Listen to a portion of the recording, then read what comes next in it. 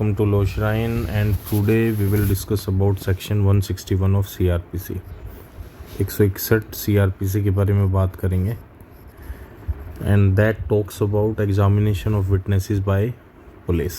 अब होता क्या है कि जब भी कंप्लेंट होती है, कंप्लेंट हुई है, कंप्लेंट के बाद में मान लो फॉर एग्जांपल दो हमारे CRPC के अंदर में प्रोसीजर है, एंड दैट इंक्लूड्स कि कंप्लेंट अगर कोग्निजिबल है तो FIR रजिस्टर करनी है, एंड कंप्लेंट अगर नॉन कोग्निजिबल है तो वो कंप्लेंट के तौर पे ही आगे बढ़ जाएंगे, and they can call any witness. तो FIR के तौर पे भी they can call any kind of witness, या फिर अक्यूज पर्सन है, या फिर any person who they think कि भाई केस के बारे में उसको जानकारी होगी तो वो उसको बुला सकते हैं.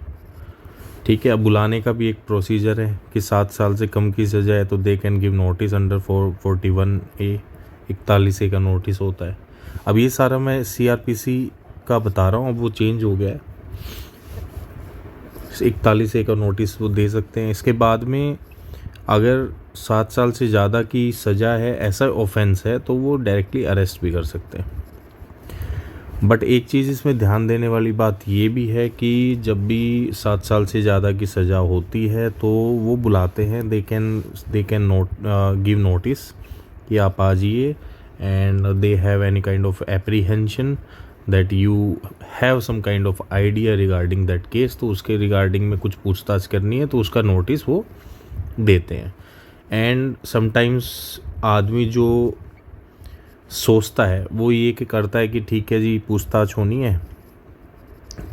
होनी है, एंड वो चले जाता है, and they arrest that person. ठीक है ना. तो इसमें ध्यान देने वाली बात ये है कि जब भी आपको पहले तो नोटिस आए तो आप सबसे पहले ये ज़रूर देखना है कि 7 साल से ज़्यादा की सज़ा है या 7 साल से कम की सज़ा है. 7 साल से ज़्यादा की सज़ा है तो they have right to arrest you.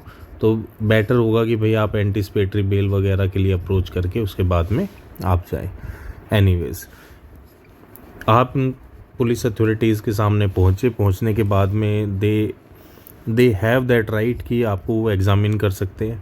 That right is given under 161 of CRPC. It states that examination of witnesses by police. सब क्लोज 1 कहता है कि any police officer making any investigation under this chapter, any police officer not below such rank as specified by state government by general और special order. तो basically SI की rank होती है, but आप प्रैक्टिकली देखोगे तो हेड कांस्टेबल वगैरह और ये सब भी बुला लेते हैं. बट जो नोटिस होता है वो बेसिकली SI की रैंक का होता है इन जनरल. इसके बाद में acting on requisition of such officer में examine orally any person suppose to be acquainted with the facts and circumstances. तो बेसिकली इसमें ये रिक्वायर्ड नहीं है कि आप उसमें अक्यूज्ड ही होना ज़रूरी हो, या आप वहाँ पे मौजूद थे या नहीं थे. इसमें बेसिकली ये रिक्वायरमेंट है कि एक्वेंटेंस, कि भाई आपको बेसिकली जानकारी है बस. तो जानकारी के लिए जो है आपका वहाँ पे रिक्वायर्ड नहीं है कि आप जब ऑफेंस हो रहा हो तो वहीं पे होना ज़रूरी है. तो समटाइम्स यू गेट नोटिस. कैसे कि फॉर एग्जांपल ऑफेंस हुआ है, ऑफेंस में जो मेन अक्यूज था वो गिरफ्तार हो गया. गिरफ्तार होने के बाद में डिस्क्लोजिंग स्टेटमेंट में आपका नाम आ गया. तो डिस्क्लोजिंग स्टेटमेंट में जब आपका नाम आया तो जाहिर सी बात है पुलिस को ऐसा एप्रीहेंशन हुआ कि भाई इसको कोई जानकारी, तो उन्होंने आपको बुला लिया. तो ये वन ऑफ द फैक्टर या one of the scenarios I am telling you जिसमें आप बुला सकते हो. तो बेसिकली इसमें रिक्वायर्ड ये नहीं है कि भाई आपने ऑफेंस कराई है, आप एक्वेंटेंस है, आपको उस केस के बारे में जानकारी है, तो वो बुला सकता है, उसको एग्जामिन कर सकता है, and that is given under 161. ये सिंपल सी चीज़ है. अब बुलाने के बाद में आप उन क्वेश्चंस का जवाब दो या ना दो वो आपके ऊपर है. बेसिकली क्या होता है कि कोई ऐसा क्वेश्चन पुट किया है आपको जो आपको क्रिमिनल चार्ज या आपके अगेंस्ट में है, तो आप उसमें क्वेश्चन का आंसर नहीं भी दे सकते. ये आपका प्रेरोगेटिव है. ठीक है ना. आपका प्रेरोगेटिव है कि आपको जो क्वेश्चंस पुट करे हैं वो क्वेश्चंस आपके फेवर में है या अगेंस्ट में है. तो जो अगर अगेंस्ट में क्वेश्चन है तो आप उसमें जवाब ना देना भी कंसिडर कर सकते हो, and that is given under subsection 2.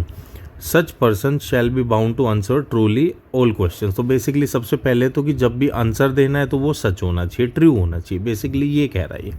Other than questions the answer to which would have a tendency to expose him to a criminal charge. ठीक है, बेसिकली कह रहा है कि आप क्वेश्चन का आंसर दोगे तो सच दोगे, लेकिन अगर कोई ऐसा क्वेश्चन है जो आपको क्रिमिनली एक्सपोज कर सकता है तो वो आप ना भी, उसका जवाब आप ना देना भी प्रीफर कर सकते हो, डिसाइड कर सकते हो। आपके ऊपर है कि भाई आपको जवाब देना है कि नहीं देना, बट जवाब दोगे तो सही दोगे।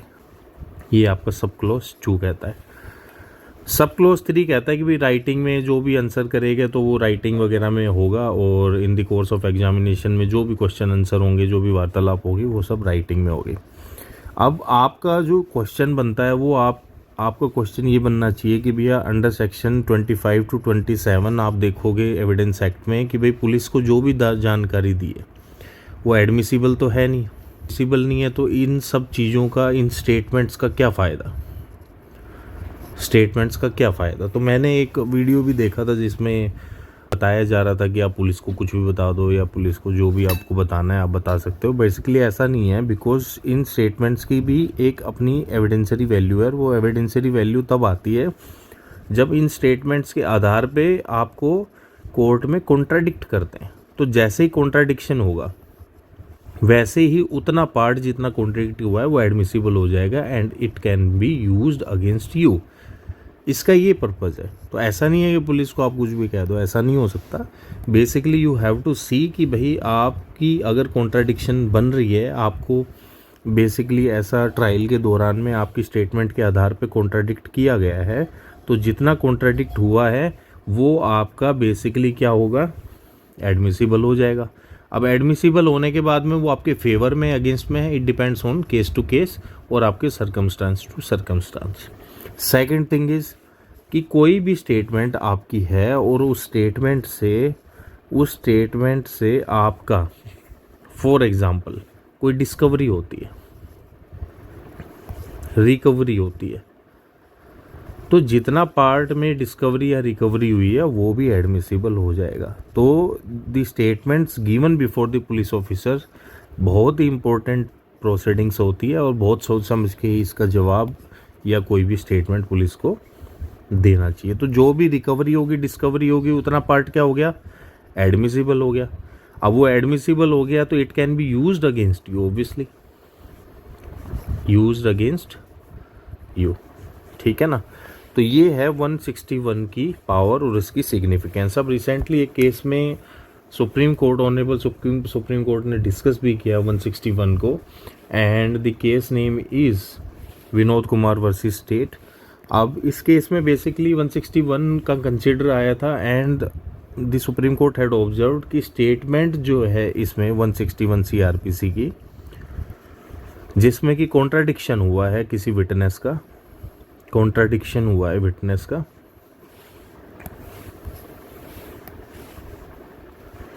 वो प्रूव होनी चाहिए, उसको प्रूव करना है बेसिकली ना। जितने पोर्शन को आपने फॉर एग्जांपल कॉन्ट्राडिक्ट कर दिया, अब एक स्टेटमेंट है, ये स्टेटमेंट है पूरी, इतने पोर्शन में ही कॉन्ट्राडिक्ट किया कि इतने पोर्शन में कोई इन्फॉर्मेशन है जिसको मैंने किसी और डॉक्यूमेंट से मैंने कॉन्ट्राडिक्ट कर दिया, इतनी सी स्टेटमेंट को, इतने से पोर्शन को। तो ऑनरेबल सुप्रीम कोर्ट ने ऑब्जर्व किया है गिवन केस में, वो आपको डिस्क्रिप्शन बॉक्स में मिल जाएगा ऑल द डिटेल्स, कि इतने पोर्शन आपको प्रूव करना है। ठीक है ना। ऐसा नहीं है कि सिर्फ कॉन्ट्राडिक्शन से ही काम चल जाएगा, you have to prove it during the course of trial. ठीक है, ये आपको प्रूव करना है। तो बेसिकली जब आप प्रैक्टिकली देखोगे तो जब भी जैसे ऐसी स्टेटमेंट्स होती है तो उसमें मार्किंग होती है। मार्क करने के बाद में उसको प्रॉपर जो है during the course of trial उसको प्रूव करना है, और प्रूव के बाद ही वो जो क्या होगी फाइनल जजमेंट के दौरान कंसिडर होगी, अदरवाइज कंसिडर नहीं होगी। तो ये आपका ऑनरेबल सुप्रीम कोर्ट ने 161 की सिग्निफिकेंस को ड्यूरिंग कॉन्ट्राडिक्शन या in case of contradiction discuss किया है। मैं डिस्क्रिप्शन बॉक्स में आपको डाल दूंगा। Thank you so much.